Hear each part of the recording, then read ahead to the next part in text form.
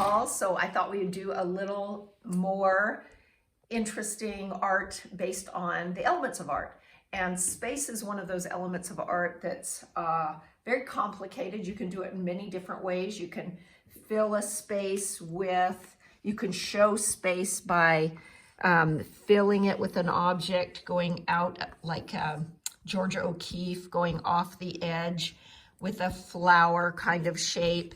You can show space by background with mountains, for instance, and then middle ground with water or a lake or trees, and you're coming down more down at the bottom of the paper to be more forward. And then in the foreground, you know, you can have a person or something. So that down at the bottom is where the person in front is, and that overlapping piece of having the thing at the bottom be not only bigger, but overlapping the things behind it, which are in the middle for the midground, and then the background being the mountains way in the back. So that gives you the idea of space. That gives you the impression that on this flat piece of paper, it actually goes back.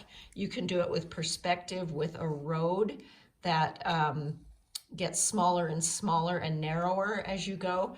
So today we're going to explore it with some really easy overlap project that we came up with the first graders, which is doing something in the middle. And we decided the fish were what we were going to explore because they had so many great shapes. We could use our line and our shape to make overlapping fish showing some space. So the littlest fish will be in front. That will look like it's in front.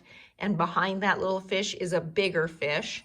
And then the biggest whale of all is paint around that.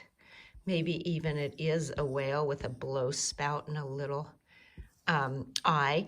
And so this is how we show space with overlapping. So this littlest fish is in front, and then the medium-sized fish, and then the big fish. So small, medium, and large for our idea of good composition, and trying to overlap, showing that depth. So what we did with our crayons is, after we practiced on our whiteboard and got different shapes and sizes, we then took our crayons and made, I made two here, one with magic marker, and I haven't finished that in, but I wanted to show you how Sharpie or magic marker works. It looks really pretty, but you have to be careful to fill it in carefully. Use your best craftsmanship. This one I put a little worm, and this fish is going to eat the worm, and then the whale is going to eat that fish, and then the little boat floating on top.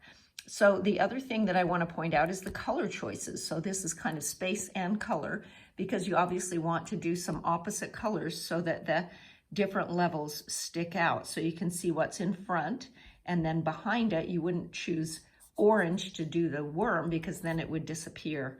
So choose your colors carefully and do opposites, like we talk about with our handy dandy color wheel. So when you're choosing a blue, you wouldn't put a blue right next to it. You'd try to choose something that has a contrast to it. This is one I did in crayon, and most of my first grade friends did a crayon piece. And after you fill in with this great color, then you put patterns and textures. So you get a lot of the elements of art, of line, shape, color, texture, space, and form is about the only one that we don't have in this lesson. But I hope you explore lots of different shapes of fish, lots of different textures, patterns on them. The sky's the limit with all the variations that you can do on this, and we saw some really fun ones with our first graders. So I hope you try this one out.